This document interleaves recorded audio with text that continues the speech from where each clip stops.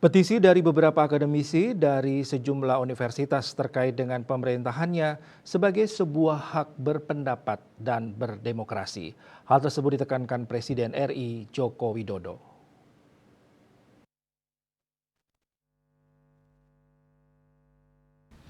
Dikutip dari kantor berita Antara, sebelumnya beberapa akademisi dari sejumlah universitas seperti alumni Universitas Gadjah Mada UGM dan Civitas Akademika Universitas Islam Indonesia UII menyampaikan petisi berupa kritik terhadap pemerintahan Jokowi.